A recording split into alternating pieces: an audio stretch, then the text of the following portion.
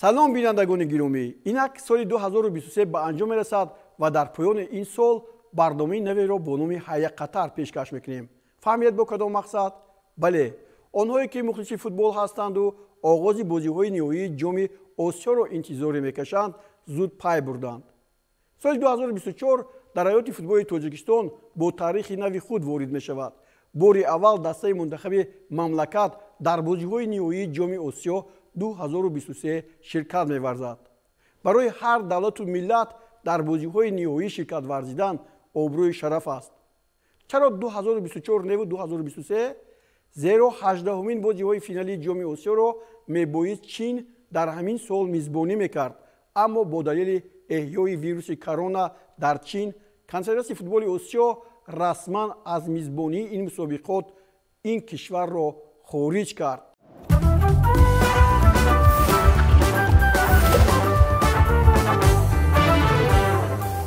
من بين البلاد نزل بشد الرحال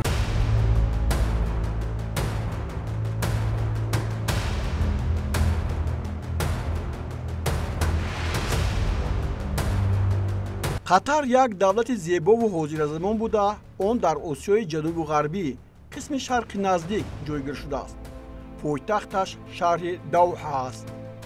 از عصر 7 در خلافت عرب بود و در عصرهای 13-14 تحت حکمرانی امیران بحرین و در ابتدای عصر 16 زیر دست پرتغالیا قرار گرفت. بعداً بریتانیای کبیر از سالهای 1916 تا 1971 این دولت را در تابعیت خود قرار داد و قطر 1 سپتامبر سال 1971 استقلالیت خود را اعلان نمود. از 25 ایونی سال 2013 امیر قطر شیخ تمیم بن حمد آل ثانی پسر شیخ حمد بن خلیفه آل ثانی یا خود ثانی قطر را رهبری میکند. در قطر تأسیس حزب‌های سیاسی، اتفاق‌های کسبه و نمایش‌ها منع است. تا سال 2015 11.6% اهالی را قطری‌ها، 88.4% آن را مهاجران تشکیل می‌دادند. در قطر مردم پاکستان 18%، هندوستان همین قدر، ایران 10% و دیگر کشورها 14% هستند که در آنجا عمر به سر میبرند. زبان رسمی عربی است، اما با زبان انگلیسی به طور وسیع حرف میزنند. اهالی قطر در ماه دکمبر سال 2020 2,846,118 نفر را تشکیل میداد که 99.3% آنها در شهرها زندگی میکنند.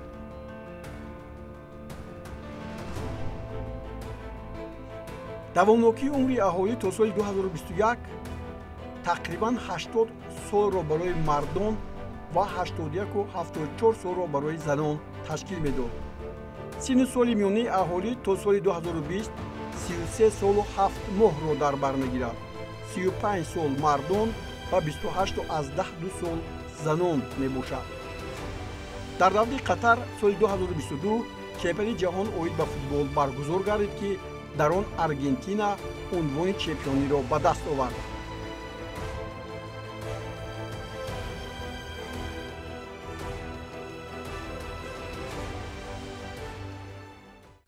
ترغیب بازی‌های نهایی جام آسیا از جانب قطری‌ها چگونه ساخته و به راه مانده شده است؟ نوارهای غلطی شاید از بازی جام جهان ثبت شده باشند، اما سزاوار است که آن را یک جایه ببینیم. توجه کنید. كل القلوب عندنا وين؟ We're making our descent to Doha, the capital of Qatar.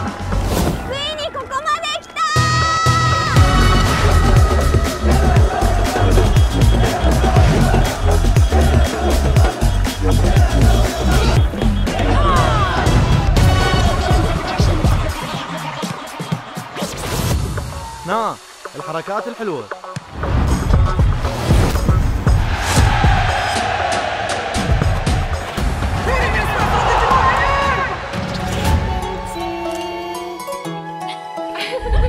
와, 여기 이게 다 있어? Pas bola, sini.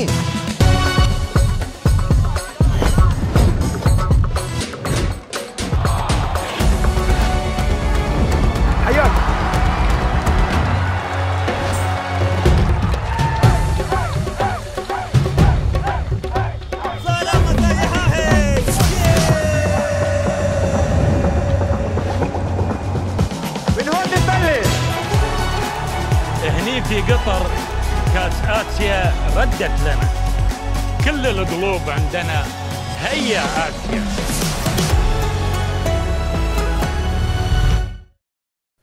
برمیگردیم به بازی‌های نهایی جام آسیا 2023. تعداد دسته‌های شرکت کننده مرحله نهایی مسابقات مثل 4 سال پیش 24 دسته را تشکیل می‌دهد. وقتی برگزاری مسابقه با آخر بهار و اول تابستان پیش بینی شده بود، اما با دلیل گرمای شدید در قطر مثل جام جهانی سال 2022 آن به زمستان موقوف گذاشته شد. رسم قرعه‌کشی بازی‌ها در پایتخت قطر شهر دوحه در قطر اپرا هاوس 11 می سال 2023 گذرانیده شد. نمایندگان دسته‌های منتخب موفق که رخصت بازی‌های نهایی جام آسیا 2023 را به دست آورده بودند به این معرکه مهم حاضر شدند. سرمربی دسته منتخب تاجیکستان پیتر شگرد که منتخب ما را به این دستاورد شرف یاب کرد حضور داشت. منتخب تاجیکستان در سبد چهارم جایگیر شد. قرعه‌کشی شروع شد و دسته‌ها به چنین ترتیب در گروه‌ها حریفان خود را دریافتند. دسته منتخب تاجیکستان با دسته‌های منتخب قطر، غالب جام آسیای سال 2019، منتخب چین و لبنان به گروه ا شامل شد. از هر گروه 3 دسته به بازی‌های 8 نهایی می‌برآیند. این تنها برای 4 گروه است که 3 دستگی و از 2 گروه دیگر 2 دسته روی خود را به بازی‌های من بعد هموار می‌نمایند. دسته منتخب قطر ها در ردبندی جهانی در زمینه 58م است. چین 79م و لبنان 107م و تاجیکستان 106م. تاجیکستان با چین و قطر از این گروه ها به دور پلی آف خواهند رفت. متناسباً دسته ها در گروه ها برابرند. گروهی را که از هم مشکل گذار باشد جدا کردن دشوار است.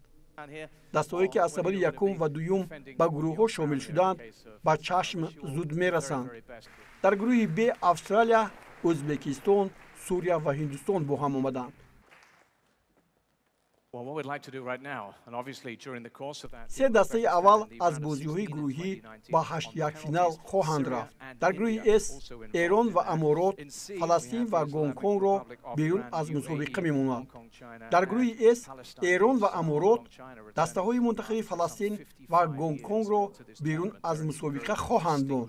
در گروه د هم عیان است که ژاپن، عراق و ویتنام قدرتشان از اندونزیا بالاست، اما در صورت بازی خوب اندونزیا در مقابل ویتنام میتواند پیشبینی ما را باطل گرداند.